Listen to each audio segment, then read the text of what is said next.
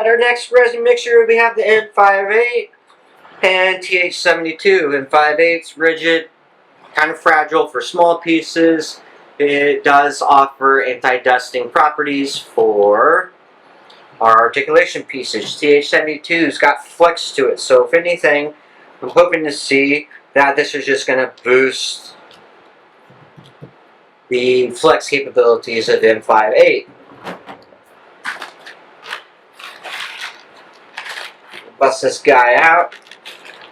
Looking pretty sweet. Alright, so we're going to start off with our validation matrix. This thing was on point. It's got some flex to it. It's got quite a bit of flex to it. Not a lot of resistance in it. Post-cure. See how we do on the bend test. Can we get it? We cannot. So there is some flex to it, which that means the TH72 did increase the flexibility of M58, which, awesome.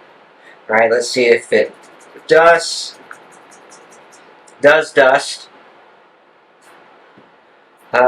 What that means in relative terms on parts kind of moving together. Long term, it's going to start dusting. You're going to have tolerance issues with loose joints. So I would definitely decrease the 72 down to 25%, and so that way you get that flex of TH72 but maintain more of the properties of M58.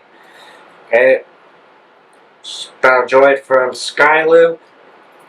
Very little print issues, some lining, what it looks like. That could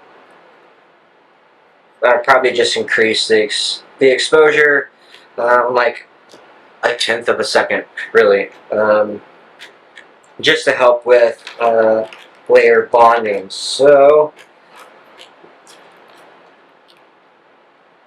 let's look at these feet. Yeah, these feel good. Slid right in. Something to keep in mind, I did break a piece when I was removing supports, and that's the that's the M58. The M58 is really brittle on these parts. It's very hard to get them printing this stuff straight. So I would utilize heat when you remove your supports, and that should be a smooth sailing endeavor, and you won't break your parts like I did. Let's get this ankle on. Ankle on, applied directly on the forehead.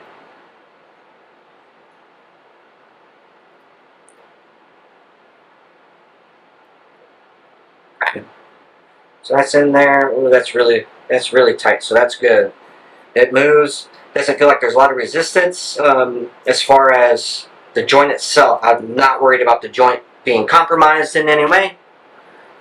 That being said, this feels good. It feels really good for a standing figure, which means it won't come collapsing down on its own weight.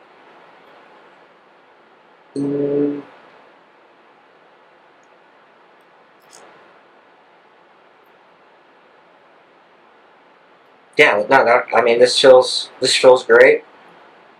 After a few articulations, it feels like it's still holding its weight. So again, not usually worried about that. Just gonna get one of those on. See, there we go. So let me zoom in there. Okay, and this was the issue that I've had with M58 on pieces. Ooh, it is quite fragile. This is why honestly I kind of prefer the anti-impact more. This one was fragile enough that it didn't even break as it was designed to do. Let's try another one. Really wish. I have no idea what's going on with my autofocus. So I can't push it in now. There we go. So it's split in half like it was supposed to. So that means I can still assemble the joint as needed and then shove it in. Shove it in the body. So yeah, that feels good.